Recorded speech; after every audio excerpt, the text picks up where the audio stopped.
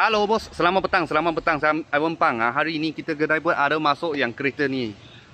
Kereta ni ini off-road punya kereta lah. Nak masuk kebun pun boleh, nak bawa 7 orang pun boleh. Okey, tahun 2014, register kat Malaysia 18. Okey, Toyota Land Cruiser Prado 2.7 cc punya. Harga jual 105,800. Okey, kereta ni boleh loan boleh loan. Kredit 6 tahun. Bank boleh ikat 4 tahun. Okey, boleh nampak depan. Dia ada chrome, dia punya mata macam Alphard. Dalam warna hitam punya. Projector ada. Kamera depan ada. Okey, dia punya warna pearl white lah. Pearl white. Lepas tu dalam macam ni. Dia NA lah, saya rasa dia NA. Jalan belakang sap. Lepas tu nak 4 view pun boleh. Okey, dalam punya tulang macam ni. Dia tulang besar ke bawah. Ini warna hitam punya. Ini tulang besar ke sini. Dia serupa macam Hilux punya tulang lah. Hilux punya tulang. Dia fan masih pakai built-in tarik punya. Okey.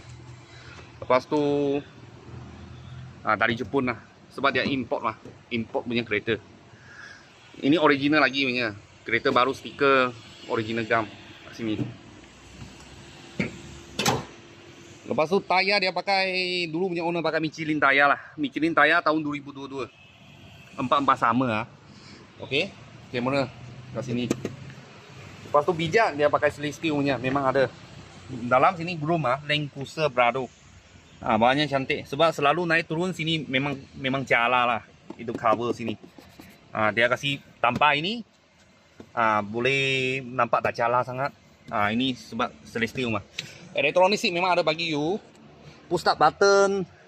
Condition memang cun-cun lah ini kereta. Okey, ini tulis Jepun punya tulisan.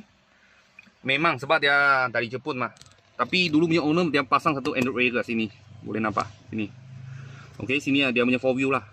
Nak tukar 4 view ke, 4 view high, 4 view low. Dia pakai AT gearbox lah. Belakang leather. Semua leather habis, hard leather lah. Atas chrome-nya. Boleh nampak stainless steel juga. Sini naik. Ini kasih you bijak punya.